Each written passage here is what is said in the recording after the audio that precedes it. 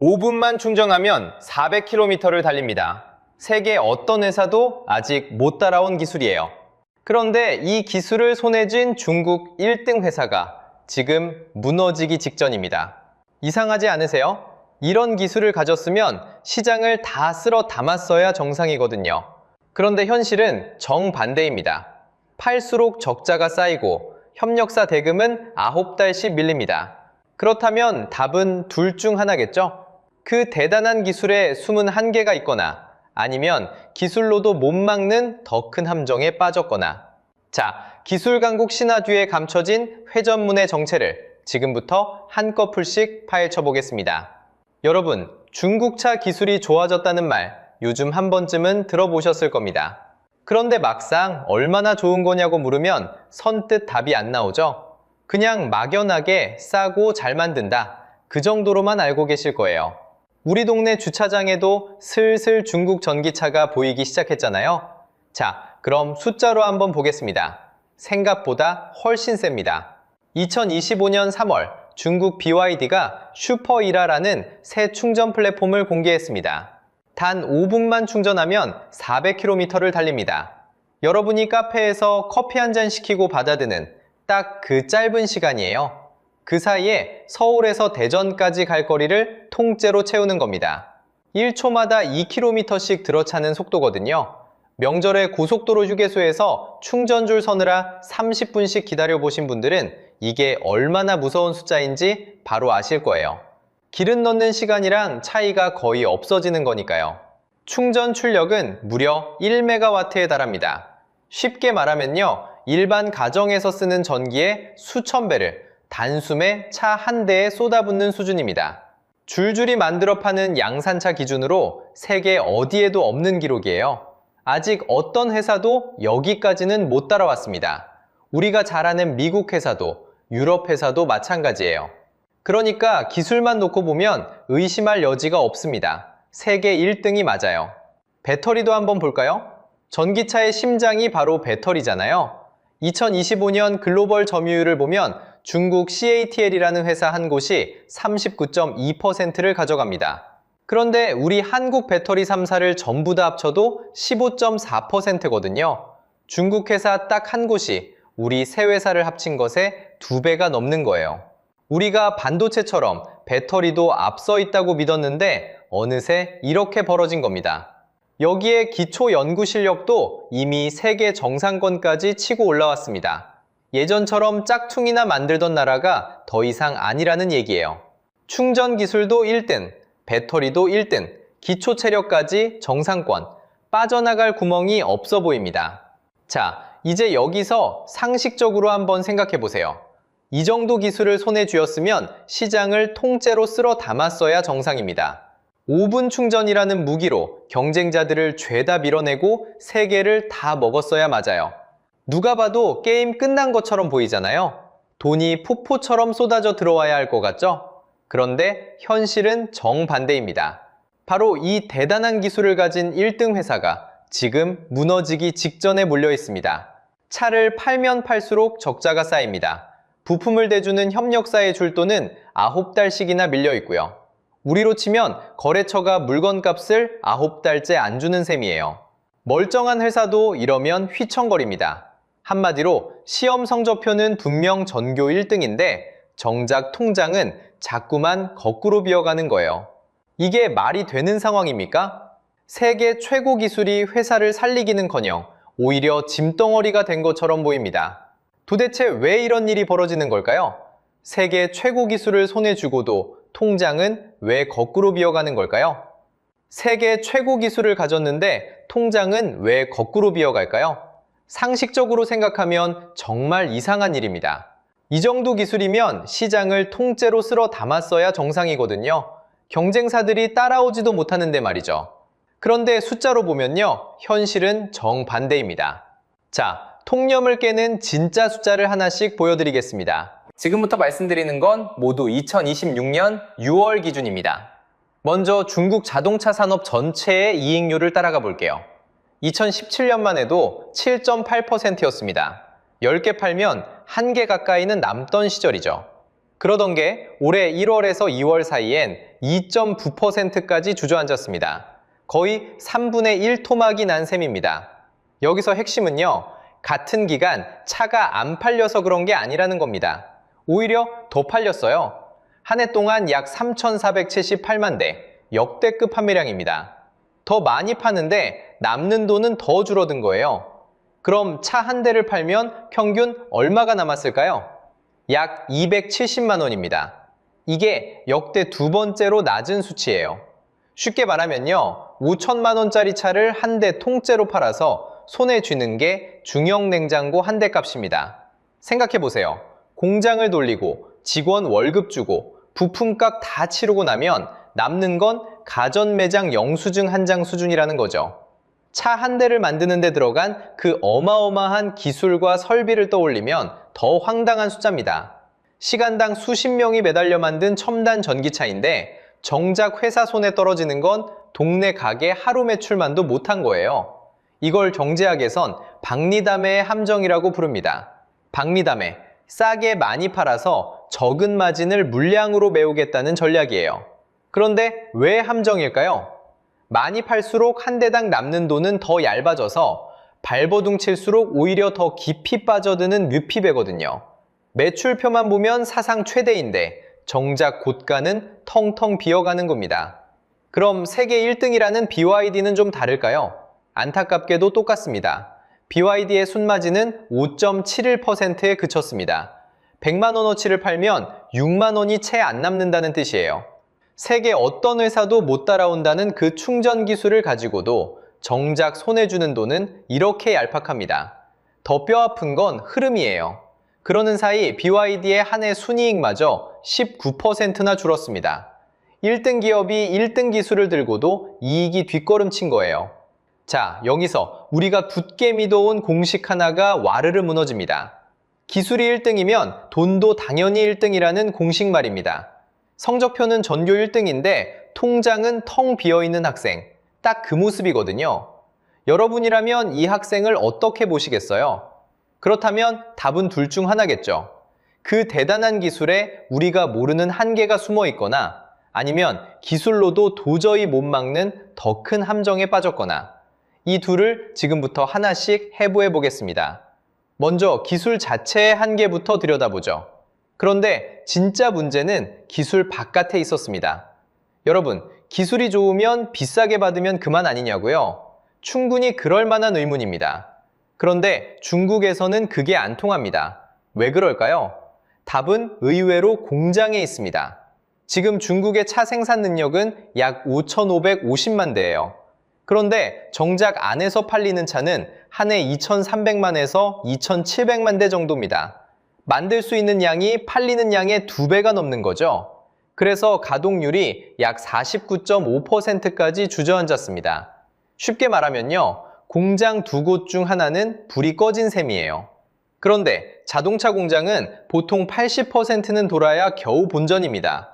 절반밖에 못 돌리니 만들수록 적자만 쌓이는 거죠. 경제학에서는 이걸 규모의 비경제라고 부릅니다. 많이 만들수록 단가가 내려가는 게 정상인데 어느 선을 넘으면 거꾸로 손해가 불어나는 구간이에요. 자, 그럼 안 팔린 차는 다 어디로 갈까요? 고스란히 창고에 쌓입니다. 그렇게 쌓인 재고가 약 350만 대예요. 서울 시내를 굴러다니는 차를 전부 새 차로 한 번 더 채우고도 남는 양입니다. 차고지마다 새 차가 먼지를 뒤집어 쓴 채 주인을 기다리는 거죠. 차가 이렇게 넘쳐나면 회사는 기술로 점잖게 겨룰 여유가 사라집니다. 당장 재고를 털어야 하니 남는 카드는 가격뿐이죠. 결국 세계 최고 충전 기술이 아니라 가격표가 무기가 되는 겁니다. 실제로 BYD는 2025년 5월 22개 모델 값을 한꺼번에 내렸습니다. 많게는 34%까지 깎았어요. 5천만 원짜리 차를 하루아침에 3천만 원대로 던진 셈입니다. 소비자 입장에선 반갑게 들릴 수도 있어요. 그런데 어제 산 차가 오늘 1,000만 원 깎이면 그 차주는 어떤 기분일까요? 새 차를 뽑자마자 가격이 무너지니 사는 사람도 만드는 사람도 웃지 못하는 시장이 된 겁니다. 더 큰 문제는 한 곳이 칼을 빼면 끝이 아니라는 거예요. 옆 회사도 따라 빼고 그 옆도 빼고 다 같이 제사를 깎습니다. 이걸 요즘 중국에서는 내권 경쟁이라고 부릅니다. 아무도 못 빠져나오는 출혈 싸움이라는 뜻이에요. 오죽하면 한 번도 안 탄 새 차를 서류상 중고로 동갑시켜 반값에 던지는 일까지 벌어집니다. 그렇게라도 재고를 밀어내야 숨통이 트이니까요. 그럼 여러분, 안에서 남으면 밖으로 팔면 되지 않냐고 물으실 겁니다. 바로 그 출구마저 꽉 막혔습니다. 미국은 중국산 전기차에 관세를 100% 매겨요. 쉽게 말해 1천만 원짜리 차에 세금을 1천만 원 더 붙이는 겁니다. 사실상 들어오지 말라는 소리죠. 캐나다도 똑같이 100%, 유럽연합은 최고 45.3%에 몰립니다. 그 밖에 주요 시장들도 저마다 높은 관세 장벽을 세워 중국차를 막고 있어요. 들어오는 족족 세금을 얹으니 아무리 값을 깎아도 현지에서는 싸지가 않습니다. 넘치는 물량을 원가 아래로 던져 밀어내는 걸 경제학에서는 덤핑이라고 합니다. 그런데 지금은 그 덤핑조차 받아줄 나라가 마땅치 않은 거예요. 안에서는 팔 곳이 없고 밖으로는 길이 막혔습니다. 사방이 다 벽인 셈이죠. 그러니 세계 1등이라던 기술도 헐값 경쟁의 도구로 전락하고 만 거죠. 자, 그런데 이건 절반짜리 답일 뿐입니다. 기술로도 막지 못하는 더 큰 함정이 아직 남아있거든요. 생각해보세요. 팔 곳도 없는 회사들이 대체 무슨 돈으로 이 긴 싸움을 버텨왔을까요? 그 비밀은 화려한 신차 발표가 아니라 장부 뒤편에 조용히 숨어 있었습니다. 자, 그러면 여기서 의문이 하나 생기죠? 팔수록 적자고 값도 못 받는다고 했잖아요. 그런데 그 비싼 1메가와트 충전 기술은 무슨 돈으로 개발했을까요? 적자를 버티는 돈은 또 어디서 났을까요? 답은 한 단어로 끝납니다. 빚입니다. 기술도 빚, 버티기도 빚이었던 거예요. 장부를 펼쳐보면 BYD가 공식적으로 진 빚, 그러니까 순부채는 약 5조 5천억 원입니다. 큰 돈이긴 한데 세계 1등 회사 치고는 의외로 적죠. 그런데 회계 분석업체 GMT 리서치가 숨은 빚까지 다 더해봤습니다. 결과가 약 64조 원이었어요. 공식 숫자의 무려 11대입니다. 5조라더니 알고 보니 64조였던 겁니다. 그럼 그 빠진 58조는 어디 숨어 있었을까요? 바로 협력사들의 외상값입니다. 부품을 받고도 배금을 제때 안 준 거예요. 자, 여기서 핵심입니다. BYD는 협력사에 현금 대신 사내에서 만든 전자어음을 끊어줬습니다. D레엔이라고 부르는데 쉽게 말하면 나중에 갚을게 라고 적은 외상증서예요. 문제는 그 나중이 너무 멀다는 겁니다. 서구 기업들은 보통 한두 달 안에 부품값을 치릅니다. 그런데 이 어음으로 대금을 받기까지는 최장 약 275일이 걸렸어요. 거의 9달입니다. 생각해보세요. 여러분이 작은 부품 가게 사장님이라고요. 밤새 부품을 만들어 BYD에 납품했습니다. 그런데 손에 준 건 현금이 아니라 종이 쪽지 한 장이에요. 그걸 들고 9달에 버텨야 직원들 월급을 줄 수 있는 겁니다. 재료비도 그동안 내 돈으로 메워야 하죠. 그 9달치 외상이 한 곳도 아니고 수많은 협력사에서 쌓이고 쌓여서 58조가 된 겁니다. 이걸 경제학에서는 운전자본이라고 불러요. 회사가 당장 굴러가는 데 필요한 현금이죠. 보통은 회사가 제 돈으로 마련합니다. 그런데 BYD는 그 현금을 협력사 주머니에서 빌려 쓴 셈이에요.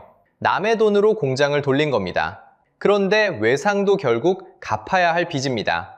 그래서 무슨 일이 벌어졌을까요?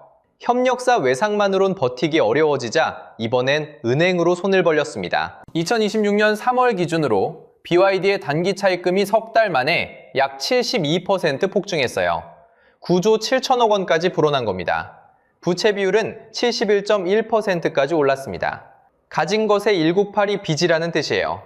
그러는 사이 같은 1분기 순이익은 1년 전보다 55.4%나 쪼그라들었습니다. 3년 만에 가장 낮은 성적이었어요. 버는 돈은 반토막인데 빚만 불어나는 거죠. 새 빚으로 옛 빚을 막는 부채 돌려막기가 본격적으로 시작된 겁니다. 자, 이제 그림이 보이시죠? 세계 최고라던 그 기술은요, 협력사 외상과 은행 빚으로 떠받쳐온 거였습니다. 이건 장학금으로 1등한 게 아닙니다. 사채로 학원비를 댄 1등이에요. 성적표는 전교 1등인데 그 비결이 빚이었던 거죠. 그러니 기술이 빛날수록 빚도 같이 커집니다. 더 좋은 배터리를 개발하려면 또 돈이 들고 그 돈은 다시 협력사 외상과 새 빚으로 메우니까요. 더 앞서갈수록 더 깊은 외상에 빠지는 회전문인 거예요. 들어가면 빠져나올 수 없는 굴레죠. 결국 기술이 문제가 아니었습니다. 기술로도 못 막는 빚의 함정에 갇힌 거죠. 아무리 좋은 차를 만들어도 그 빚을 갚을 만큼 값을 못 받으니까요. 그런데 이런 구조의 끝이 어떻게 되는지 우리는 이미 알고 있습니다. 100년 전 미국이 똑같이 보여줬거든요. 그래서 이 끝이 어떻게 되는지 궁금하실 겁니다. 답은 의외로 100년 전 미국에 다 적혀 있습니다. 1920년대 미국은 지금 중국과 똑 닮은 풍경이었거든요. 전국에 자동차 회사가 수백 개씩 난립했습니다. 동네마다 차를 만드는 시대였어요. 그 한복판에 포드가 모델 T를 내놓습니다. 처음엔 한 대에 $825였습니다. 그런데 대량 생산으로 값을 깎고 또 깎았죠. 결국 $260까지 내려갑니다. 20년도 안 돼 가격이 3분의 1 토막이 난 거예요. 여기서 핵심은 이겁니다. 그 많은 회사들이 기술이 모자라서 사라진 게 아니라는 거죠. 너무 많이 만들고 너무 싸게 팔다가 값을 못 받아서 무너진 겁니다. 대공황을 거치며 줄줄이 통폐합됐고 결국 1939년엔 3곳만 살아남았습니다. 수백 곳이 단 3곳으로 정리된 거예요. 둘 다 안 비키고 끝까지 값을 깎는 추열 싸움. 이걸 경제학에서는 치킨 게임이라고 부릅니다. 그리고 치킨 게임의 끝은 늘 누군가의 도태, 즉 구조조정으로 끝나거든요. 그런데 1등이라고 안전할까요? 한때 휴대폰 세계 1등이던 노키아가 무너질 때 회장이 남긴 말이 있습니다. 우리는 아무것도 잘못한 게 없는데 졌다. 무서운 건 바로 이겁니다. 1등도 한순간에 꺾이는 게 아니라 천천히 자기도 모르게 미끄러진다는 거예요. 자, 그러면 오늘의 중국은 어떨까요? 여기서 회심의 카드가 등장합니다. 2026년 2월 중국 정부가 직접 칼을 빼들었거든요. 원가 밑으로는 차를 팔지 못하게 막아버린 겁니다. 시장 감독 총국이 모든 완성차 업체에 못을 박았어요. 끝없이 내려가던 가격 전쟁을 정부가 강제로 멈춰 세운 셈입니다. 그런데 이게 승리의 선언처럼 보이세요? 저는 거꾸로 읽힙니다. 이건 사실상 항복에 가깝거든요. 더는 자기들끼리 둔 출혈을 감당 못하겠다는 고백인 거죠. 문제는 명령으로 출혈을 멈춘다고 빚이 사라지진 않는다는 데 있습니다. 쌓인 빚도 안 팔린 재고 350만 대도 절반만 돌아가는 공장도 그대로예요. 출혈을 멈추라는 말은 출혈로 버티던 회사들에겐 사형 선고나 마찬가지입니다. 실제로 130곳 중에 50곳 가까이가 도태 위기에 몰렸습니다. 네타, 웨이마, 하이파이 같은 회사들은 이미 문을 닫았어요. 1등인 비아디조차 머지않아 100곳까지 무너질 수 있다고 경고합니다. 그런데 이 교훈, 바다 건너 남의 일이라고 넘기지 마세요. 한국이 지금 정확히 그 갈림길 위에 서 있거든요. 자, 여기까지 보셨으면 한 가지 질문이 떠오르실 겁니다. 그래서 기술 강국 한국은 안전한 거냐? 솔직히 말씀드리면 안심하기엔 이릅니다. 오히려 지금부터가 진짜 시험대거든요. 중국 정부가 가격 전쟁을 공식적으로 끝내라고 명령했습니다. 그런데 명령 한마디로 쌓인 빚이 사라지진 않잖아요. 공자는 절반만 돌고 재고는 350만 대가 그대로 남아 있습니다. 그럼 이 물량은 어디로 갈까요? 답은 간단합니다. 관세 장벽이 낮은 나라, 무역 문턱이 없는 시장으로 흘러갑니다. 한국이 바로 그런 시장이에요. 상식적으로 생각하면 싸게 들어오니 소비자한테 좋은 거 아니냐 싶으실 겁니다. 그런데 여기서 핵심은 따로 있습니다. 그 헐값 차를 만든 회사가 문을 닫으면 어떻게 될까요? AS가 끊깁니다. 소프트웨어 업데이트도 멈춥니다. 부품도 못 구합니다. 쉽게 말하면 멀쩡히 굴러가는 차가 하루아침에 버려진 차가 되는 거예요. 실제로 중국에서 네타, 웨이마, 하이파이 같은 업체들이 줄줄이 무너지면서 그 차를 산 사람들이 지금 이신세가 됐습니다. 가격표 숫자만 보고 덜컥 사면 싼 게 비지떡이 되는 겁니다. 그런데 진짜 무서운 건 한국 산업 그 자체입니다. 이 영상에서 제가 처음부터 끝까지 드리고 싶은 말이 하나 있어요. 기술만 믿어선 안 된다는 겁니다. 우리는 흔히 한국이 배터리 강국이라 안심합니다. 그런데 숫자로 보면요, 그림이 좀 다릅니다. 2025년 기준 한국 배터리 3사를 다 합쳐도 세계 점유율이 15.4%입니다.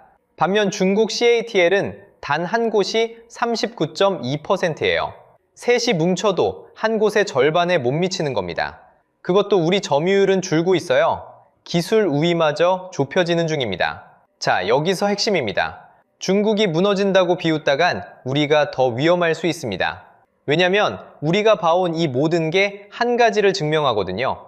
기술은 필요 조건이지 충분 조건이 아니라는 것. 세계 1등 기술을 쥐고도 그 값을 받을 구조가 없으면 빚으로 굴러가다 무너집니다. 한국이라고 이 공식에서 예외가 아니에요. 그럼 어떻게 해야 살아남을까요? 두 가지만 기억하시면 됩니다. 첫째, 기업은 기술을 기본으로 깔되 그 값을 제대로 받는 구조까지 갖춰야 합니다. 브랜드, 서비스, 부품과 정비가 도는 생태계 말이에요. 좋은 물건을 만드는 것과 제값받고 파는 건 전혀 다른 문제거든요. 둘째, 소비자인 여러분은 가격표 한 장이 아니라 총 소유 비용으로 판단하셔야 합니다. 처음 살 때 200만 원 싸도 회사가 사라져 수리도 못하면 그게 더 비싼 차예요. 결국 기술은 입장권일 뿐 승부는 그 다음에 갈립니다. 여러분 생각은 어떠세요? 만약 중국 전기차가 지금 절반 값에 한국에 들어온다면 여러분은 사시겠습니까? 아니면 끝까지 망설이시겠습니까? 댓글로 솔직한 속마음을 들려주세요. 다음 영상에서는 이 가격 전쟁의 또 다른 그림자를 파헤쳐 보겠습니다. 0km 중고차, 그러니까 한 번도 안 탄 새 차가 어떻게 중고로 둔갑해 시장에 쏟아지는지 그 숨겨진 실적 조작의 민낯을 들여다볼 겁니다. 오늘 영상이 유익하고 재밌으셨다면 구독과 좋아요 부탁드리겠습니다. 영상 제작에 큰 힘이 됩니다. 다음 영상에서 뵙겠습니다. 미국에선 매장 7,600개가 줄줄이 문을 닫았습니다. 그런데 한국에선 지금도 매년 50개씩 새로 생기고 있습니다. 같은 초록 간판, 같은 샌드위치인데 태평양을 사이에 두고 운명이 정반대로 갈렸습니다. 도대체 미국에선 죽어가는 브랜드가 왜 한국에서만 펄펄 날아다니는 걸까요? 그리고 더 무서운 질문이 있습니다. 한국의 이 줄 서는 풍경은 정말 안전한 걸까요? 화려한 성장의 뒤편, 우리가 미처 몰랐던 두 얼굴의 진짜 정체를 끝까지 함께 파헤쳐 보겠습니다. 여러분, 미국에 가면요, 거리마다 보이던 가게가 하나 있었습니다. 바로 초록색 간판을 단 서브웨이입니다. 한때는 그 매장 수가 맥도날드보다도 많았거든요. 전 세계 100개가 넘는 나라에 매장을 깔았던 샌드위치 제국. 그런데 그 거대한 제국이 지금 본진인 미국에서 10년째 쪼그라들고 있습니다. 숫자로 보면요, 정점을 찍은 게 2015년이었습니다. 그때 미국 안에만 매장이 약 2만 7천 개였어요. 그런데 지금은 약 1만 9천 개로 줄었습니다. 무려 8천 개에 가까운 매장이 사라진 겁니다. 이게 얼마나 큰 규모일까요? 웬만한 광역시 하나의 모든 가게를 통째로 드러낸 것과 맞먹습니다. 한 도시에서 문 연 가게가 전부 사라졌다고 상상해보세요. 그만큼의 서브웨이가 미국 지도에서 지워진 거예요. 그런데 이게 옛날 이야기가 아닙니다. 작년 한 해, 그러니까 2025년만 따져봐도 매장이 729개나 순감했거든요. 물론 새로 문을 연 곳도 있긴 했습니다. 499개가 새로 생겼어요. 하지만 그보다 훨씬 많은 매장이 간판을 내렸습니다. 열린 문보다 닫힌 문이 더 많았던 거죠. 최근 몇 년 사이 가장 가파른 감소였습니다. 어쩌다 한 해 휘청한 게 아니라 10년 연속 줄어드는 중이라는 게 진짜 문제입니다. 조금만 더 길게 보면 규모는 더 아찔합니다.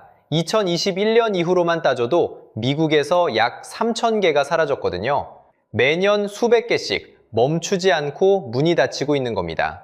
그리고 이건 미국 안의 이야기만도 아닙니다. 작년 한 해 미국 바깥의 해외 매장도 새로 연 것보다 닫은 게 145개나 더 많았습니다. 본진도 해외도 동시에 빠지고 있다는 뜻이죠. 미국 동네 골목에 가보면요, 한때 손님이 줄 서던 자리에 판자로 막힌 매장이 보입니다. 떼지 못한 초록 간판 아래로 먼지만 쌓여 있어요. 불 꺼진 가게 유리창에 폐업 안내문 한 장이 붙어있는 풍경.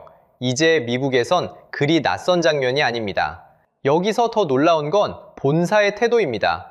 보통 이쯤 되면 다시 매장을 들려 반등을 노리잖아요. 그런데 서브웨이는 정반대로 움직였습니다. 2026년 미국에서 새로 열 매장 계획이 고작 100개 수준이거든요. 본사 스스로 단기간에 살아날 거라고 기대하지 않는다는 신호인 셈이죠. 자, 여기서 진짜 역설이 나옵니다. 이렇게 무너지는데도 서브웨이는 여전히 미국에서 매장 수 1위입니다. 스타벅스보다도 맥도날드보다도 많아요.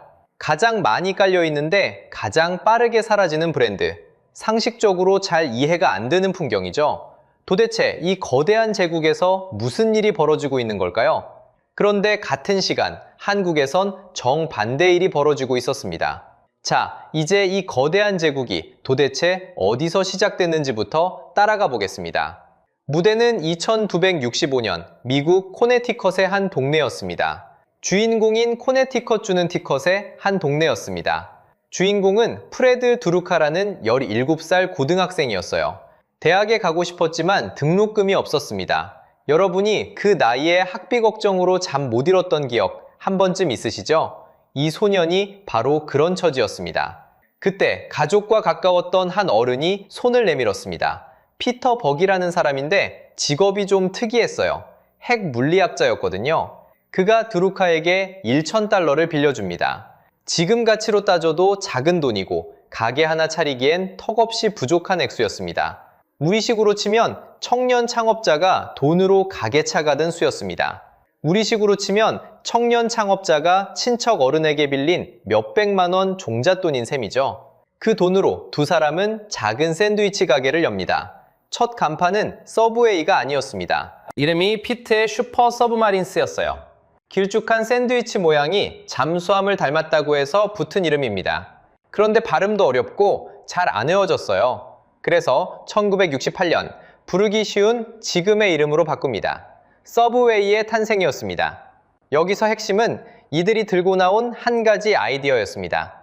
손님이 빵부터 채소까지 눈앞에서 직접 보고 고르는 방식이었어요. 당시 패스트푸드는 정해진 메뉴를 그냥 받아먹는 게 상식이었습니다. 그런데 내 입맛대로 골라 담는다니 신선한 충격이었던 거죠. 이 작은 차이가 사람들을 끌어모았습니다. 기록상 첫날에만 샌드위치 312개가 팔렸습니다. 동네의 작은 가게치고는 꽤 들뜬 출발이었던 셈이죠. 손님이 몰리자 두 사람은 큰 결심을 합니다. 1974년 가게를 남에게 빌려주기 시작한 거예요. 이게 바로 프랜차이즈입니다. 쉽게 말하면요, 본사는 요리를 파는 게 아니라 서브웨이라는 이름을 빌려주고 사용료를 받는 장사를 하는 겁니다. 그리고 1984년에는 중동의 작은 섬나라 바레인에 첫 해외 매장을 냅니다. 거기서부터 속도가 붙었어요. 100개국을 넘어 한때 전 세계 약 3만 7천 개 매장으로 불어났습니다.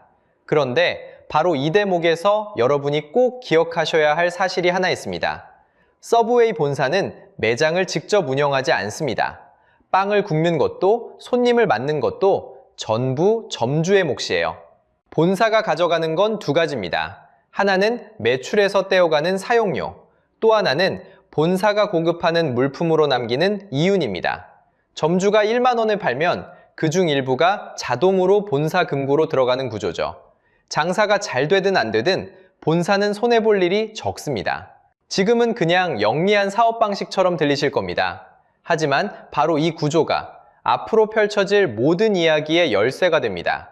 여러분은 궁금하실 겁니다. 미국에선 매장이 줄줄이 사라지는데 어떻게 한국에선 정반대로 잘 나가게 됐을까요?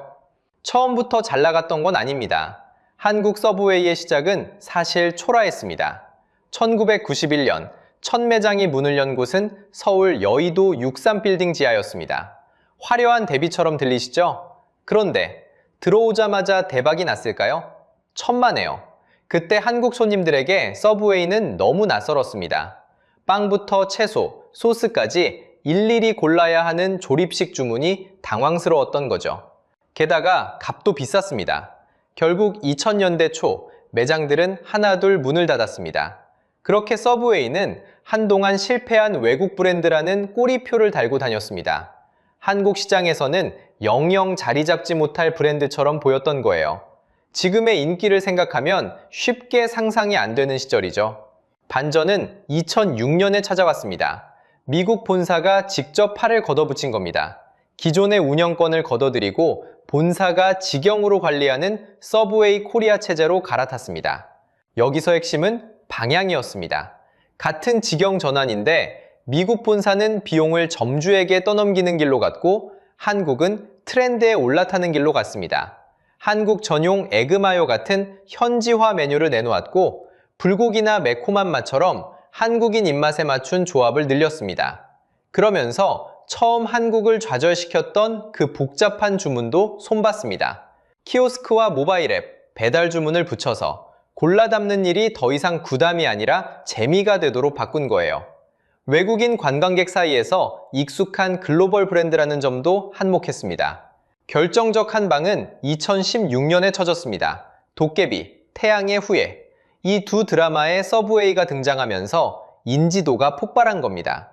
여기에 시대의 바람까지 등을 밀어줬습니다. 혼자 사는 1인 가구가 늘고 혼밥이 자연스러워지고 웰빙과 운동 열풍이 불었거든요. 골라 먹는 샌드위치는 이 흐름에 딱 들어맞았습니다. 숫자로 보면 더 분명합니다. 2011년에 42개에 불과하던 매장이 2021년엔 454개로 불어났습니다. 10년 만에 10배가 넘게 늘어난 겁니다. 작은 동네 가게 하나가 어엿한 중견 브랜드로 자란 셈이죠. 가맹점만 따로 떼어봐도 흐름은 또렷합니다. 2019년 387개에서 2023년엔 582개로 해마다 10%가 넘게 늘었습니다. 그리고 2024년엔 600호점을 돌파했고 2026년 현재는 약 683개에 이릅니다. 매년 50개꼴로 새 매장이 문을 여는 속도입니다. 미국에선 무너진 브랜드가 태평양 건너 이 땅에선 보란듯이 부활한 겁니다. 같은 간판을 단 두 나라의 풍경이 이렇게까지 다를 수가 있나 싶을 정도죠. 자, 여기까지 들으면 한국 서브웨이는 완벽한 성공 신화 같습니다. 하지만 여러분, 빛이 강하면 그림자도 짙은 법입니다. 자, 여기서 여러분이 평소에 느꼈을 법한 질문 하나를 꺼내보겠습니다. 그 잘나가는 한국 서브웨이, 그런데 왜 갈 때마다 값은 오르고 양은 줄어드는 것 같을까요? 기분 탓이 아닙니다. 숫자로 보면요. 2024년 6월에 15센티 샌드위치 단품이 평균 약 193원 올랐습니다. 그리고 채 1년도 안 된 2025년 4월 평균 약 250원이 또 올랐어요. 약 3.7% 인상입니다. 한 끼 값이 동전 몇 개씩 야금야금 무거워진 셈이죠. 그런데 인상은 가격표에만 있는 게 아닙니다. 같은 샌드위치를 배달앱으로 시키면 매장에서 사는 것보다 약 900원이 비쌉니다. 이걸 이중가격제라고 부르는데요. 쉽게 말하면요. 똑같은 물건을 채널만 바꿨다고 더 받는 구조예요. 미국에서는 한술 더 떴습니다. 길이를 줄일 수 없으니까 빵을 더 얇게 만들었다는 소비자 불만이 터져나왔거든요. 가격은 그대로인데 속이 비는 겁니다. 자, 여기서 핵심입니다. 그럼 여러분이 더 낸 그 돈은 도대체 어디로 가는 걸까요? 5,900원짜리 에그마요 한 끼를 같이 따라가 보겠습니다. 먼저 본사로 빠지는 돈부터 떼어봅니다. 상표 사용료 8%에 광고 분담금 4.5%, 합쳐서 매출의 12.5%가 매달 본사로 갑니다. 5,900원에 대입하면요, 약 740원입니다. 샌드위치 하나 팔 때마다 동전 한 줌이 점주 손을 거쳐 본사 금고로 직행하는 거예요. 여기서 끝이 아닙니다. 점주가 빵이며 재료며 본사가 지정한 물품을 받아야 하는데 그걸 시중보다 비싸게 공급받습니다. 이렇게 물건값에 숨겨 회수하는 마진을 차액 가맹금이라고 부릅니다. 쉽게 말하면요, 표면 수수료는 낮아 보여도 물품 단가 속에 마진이 숨어 있는 겁니다. 그러니 본사로 흘러가는 몫은 저 740원보다 더 큽니다. 이제 나머지를 따져볼까요? 단, 여기부터는 추정입니다. 일반적인 프랜차이즈 원가 구조로 보면요. 한 끼 매출에서 재료비가 가장 큰 덩어리고 그 다음이 사람 쓰는 인건비, 그리고 가게 임대료가 뒤를 잇습니다. 업계 평균을 대입하면 이 세 가지만으로도 매출의 상당 부분이 사라집니다. 여기에 카드 수수료, 전기와 가스 같은 공과금, 세금까지 차례로 빠져나가죠. 직접 한번 암산해 보세요. 5,200원에서 본사목 빼고 재료 빼고 사람값 빼고 가게값 빼고 세금까지 빼고 나면 점주 손에 무엇이 남을까요? 결국 5,900원짜리 한 끼를 팔아서 점주가 진짜로 쥐는 건 고작 동전 몇 개 수준으로 쪼그라듭니다. 그러니 값을 올려도 양을 줄여도 점주의 통장은 좀처럼 두툼해지지 않는 거예요. 그럼 이게 그냥 한 가게만의 사정일까요? 상식적으로 생각하면 본사가 멀쩡하면 점주도 버틸만 해야 정상입니다. 그런데 숫자가 거꾸로 갑니다. 다트 공시 기준 2023년 한국 서브웨이 매출은 약 3,383억 원으로 역대 최고를 찍었습니다. 장사가 이렇게 잘 됐으면 이익도 사상 최대여야겠죠? 그런데 같은 해 순이익은 오히려 약 93억 원 적자였습니다. 역대 최고로 팔고도 적자라니 번 돈은 다 어디로 샌 걸까요? 그런데 점주가 적자를 보는 바로 그 시간에 누군가의 금고는 사상 최대로 부풀고 있었습니다. 누구일까요? 여기서 한 가지 질문이 생깁니다. 점주는 적자에 허덕인다는데 그 돈은 대체 누가 가져가는 걸까요? 답을 찾으려면 2024년 봄으로 가야 합니다. 그해 60년을 이어온 창업 가문의 경영이 끝납니다. 서브웨이가 통째로 팔린 겁니다. 새 주인은 로어크 캐피탈이라는 미국 사모펀드였습니다. 사모펀드라는 말이 어렵게 들리시죠? 쉽게 말하면 큰 회사를 사고 팔아 돈을 버는 큰손 투자자입니다.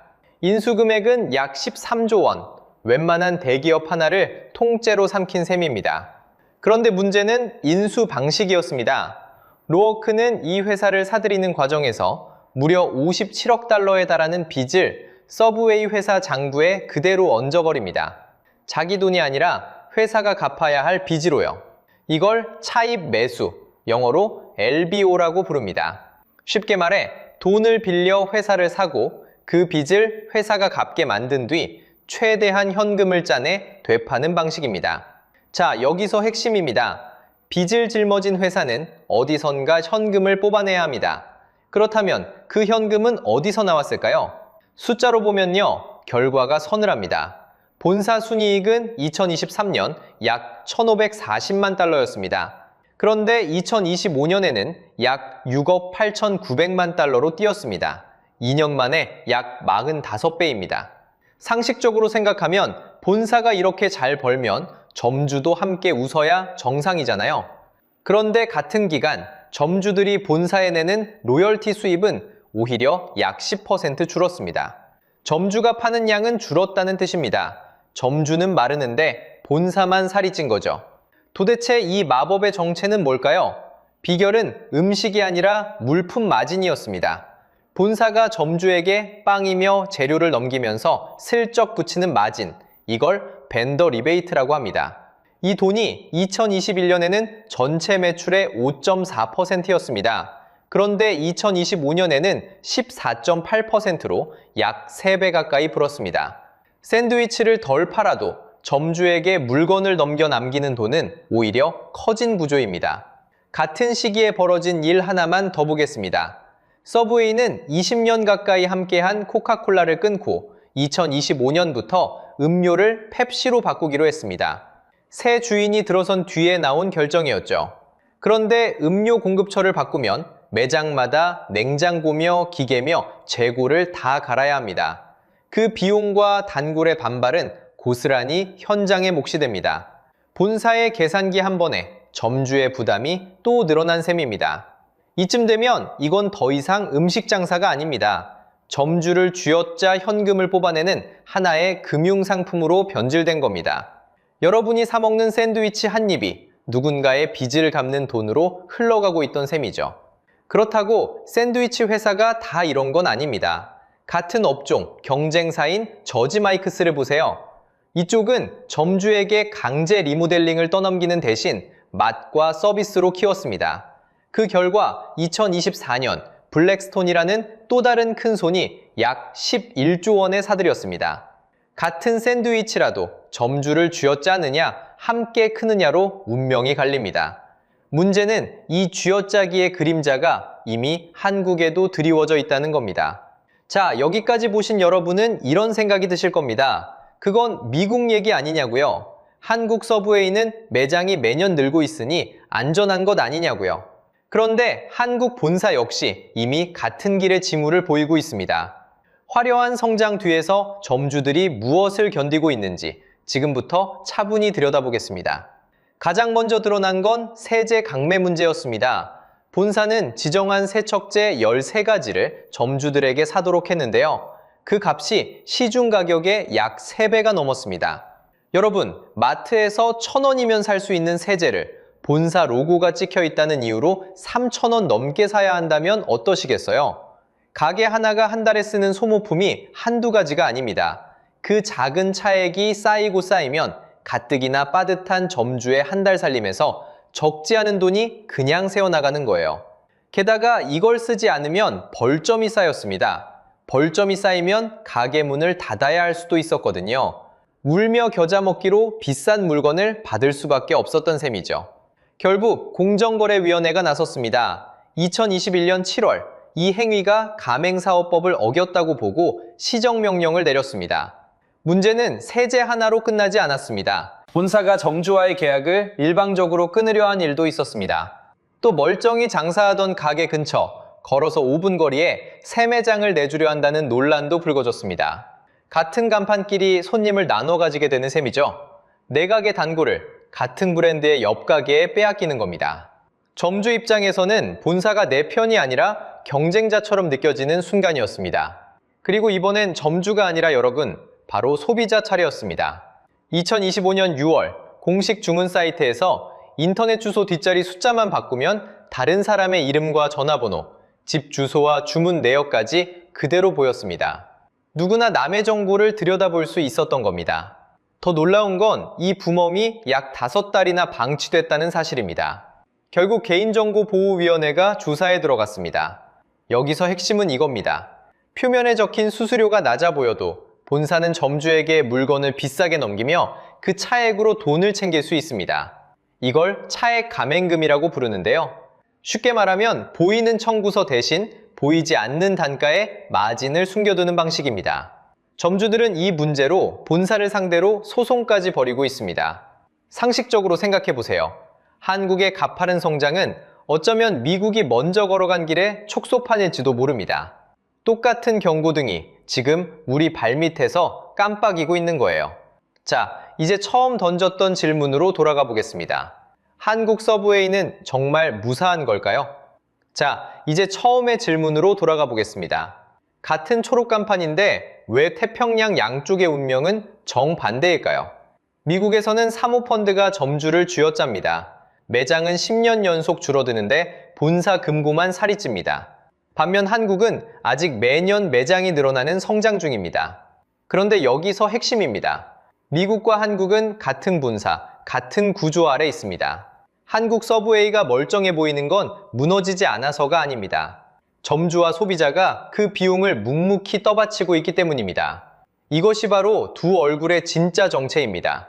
한쪽의 화려함은 다른 한쪽의 희생 위에 서 있던 거죠. 생각해보면 우리가 익숙하게 여기던 브랜드가 조용히 성격을 바꾸는 일은 서브웨이만의 이야기가 아닙니다. 누군가에게 회사가 더 이상 음식을 만드는 곳이 아니라 사고 팔아 차익을 남기는 자산으로만 보이기 시작하면 그 끝은 대체로 비슷한 모양이 됩니다. 그렇다면 앞으로는 어떻게 될까요? 미국 본사가 현금을 뽑아내려는 압박이 강해질수록 그 부담은 결국 한국 점주와 소비자에게로 흘러옵니다. 물품 단가의 숨은 마진, 반복되는 가격 인상, 배달과 매장의 이중 가격. 이미 신호는 하나둘 켜지고 있습니다. 한국도 미국이 걸어온 길을 그대로 밟을 위험이 분명히 있는 거예요. 그럼 우리는 무엇을 봐야 할까요? 첫째, 가맹금과 물품 마진, 이른바 차액 가맹금이 투명하게 공개돼야 합니다. 점주가 무엇에 얼마를 내는지 알아야 따질 수도 있으니까요.